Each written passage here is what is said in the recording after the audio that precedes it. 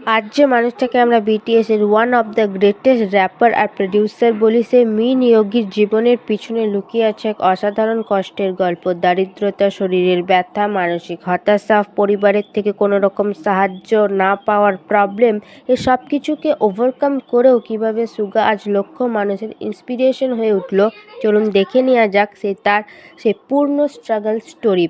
তার আগে চ্যানেলটা সাবস্ক্রাইব করে দাও। Part 1, childhood and poverty. Min ইয়োগি জন্মেছিল দেইগুর একটি খুব সাধারণ পরিবারে। বাড়িতে এতটাই আর্থিক অসুবিধা ছিল যে শীতের দিনে ঘরে হিটার জ্বালানোর টাকা ছিল না। অনেক সময় খাবারও কম পড়তো। সুগা খুব ভালো করে বুঝে গিয়েছিল যে তাকে নিজের দায়িত্ব নিজেকেই নিতে হবে। মাত্র 13 বছর বয়সে সে গান লিখতে শুরু করে। Part 2, underground rapper. স্কুলে পড়ার পাশাপাশি সুগা আন্ডারগ্রাউন্ড সিনে গ্লোস নামে র্যাপ করত। ট্রেন টিকিট কেনার টাকা না থাকায় চিপ ট্রেনে যেত। গানের ইকুইপমেন্ট কেনারও টাকা ছিল না। বিট কিনে এনে সারা রাত এডিট করত। একদিকে ছিল নিজের স্বপ্ন পূরণের ইচ্ছে আর অন্যদিকে ছিল বাড়ির দায়িত্ব। কিন্তু সুগা থামেনি। Part 3, joining Big Hit and the accident. Big Hit অডিশনে ইয়োগি ইন্টিয়ালি র্যাপার হিসেবে গিয়েছিল, কিন্তু তারপরে তাকে আইডল হিসেবে নির্বাচিত করা হয়। টাকার অভাব ও পরিবারের জন্য ইয়োগি চুক্তি সই করে। এরপর তার জীবনে ঘটল সবচেয়ে বড় ট্র্যাজেডি। একদিন ডেলিভারির কাজ করতে গিয়ে সুগার শোল্ডার দুর্ঘটনায় মারাত্মকভাবে ভেঙে যায়। কিন্তু এত যন্ত্রণার মাঝেও সুগা বিগ হিটকে বলেছিল তার এই দুর্ঘটনার কথা যেন তার মা বাবাকে না জানানো হয়। Part 4, debut struggle and mental health.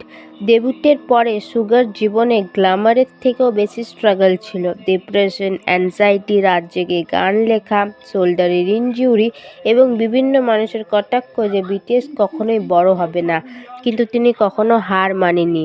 Part 5, career turning point. Agust D এর মাধ্যমে সুগা নিজের ভেতরের অন্ধকার, ব্যথা, ট্রমা সব প্রকাশ করে। এই হনেস্টি তাকে বিশ্বজুড়ে মিলিয়ন মানুষের ইন্সপিরেশন বানিয়ে দেয়। সে আজ একজন world class producer, song writer এবং মোটিভেশনাল আইকন। মিন ইয়োগি ওরফে সুগা আমাদের শেখায় যে জীবনে যতই কঠিন হোক, যদি তুমি নিজের প্যাশন ধরে রাখো, একদিন তোমার আলো পুরো পৃথিবীকে আলোকিত করবেই। এটাই ছিল সুগা ওরফে আমাদের মিন ইয়োগির গল্প। এক অর্ডিনারি ছেলে কিভাবে এক্সট্রা অর্ডিনারি হয়ে উঠল।